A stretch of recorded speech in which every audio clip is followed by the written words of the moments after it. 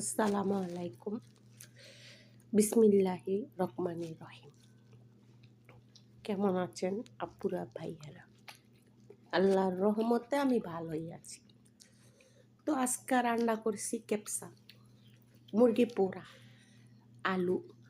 এটা তো সৌদির খাবার সবসময় জানি, কারণ যত জীবন বেঁচে সৌদি মুরগি ভাই কত দেখাইতে পারে আল্লাহ বলবে আল্লাহ। কিন্তু আলহামদুলিল্লাহ।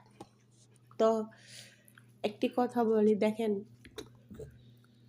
রোজা কিলা কিন্তু চলে গেছে, কালকে গেছে সৌদি সাথে, সে চলে তো গেল, আর বাকি কয়টা রোজা। আমরা এত পরিশ্রম করি, এত কিচ্ছু করি, তারপরও দেখতে দেখতে রোজাগুলা চলে গেছে।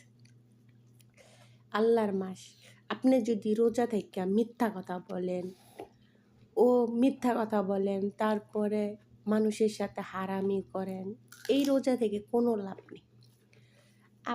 আপনি গুছিয়ে নেন, কমপক্ষে দিন শেষে আপনি শান্তি থাকতে পারবেন।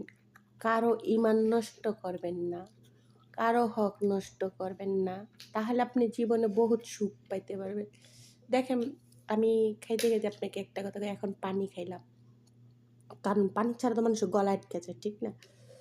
বাস্তবে একটি কথা তুললা ধরি, যেমন আমার খালাতো বোন এক জায়গায় বিয়ে হয়েছে, এখন তার জাল হয়, তো আল্লাহ তাকে রিজিক যতদিন দিয়েছে এতদিনই থাকবে, ঠিক না? তো তার বাবার বাড়িতে গিয়ে, জানেন প্রথম সন্তান হলে বাবার বাড়িতেই হয়। দীর্ঘহীন 2 মাস পরে সে মেয়েটা বাচ্চা ছিল, তো দীর্ঘহীন 2 মাস পরে গিয়ে শ্বাসকষ্ট বাড়ছে অথবা কি ঠান্ডা লাগছে প্রচণ্ড, তারপরে হাসপাতালে নিছে। তো হাসপাতালে নেওয়ার পরে কলেজ মেডিকেল দিছে, নেওয়ার পরে মারা গেছে, ঠিক আছে? 3 দিন পরে মারা গেছে।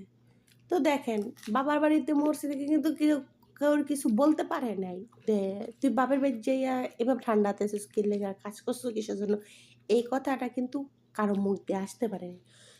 যখন যদি শ্বশুর বাড়িতে এসে যদি এভাবে কিছু হতো, তাইলে কি কইতো মানুষ, আল্লাহ আমার শাশুড়িটা এইভাবে কষ্ট দেওয়ার কারণের সাথে আমার বাচ্চাটার এই সমস্যা হয়েছে।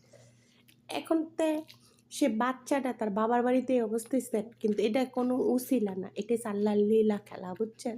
যার হায়াত যেতটুকু সময় আছে, তার হায়াত এতটুকু তলমে থাকবো, ঠিক আছে? তো এগুলো কথা না, এগুলো কথা আপনি সংসারে মিল্লা থাকলে, ভালোবাসা থাকলে ওই সংসারে কখনো সুখ ছাড়া দুঃখ আসে না, ঠিক আছে?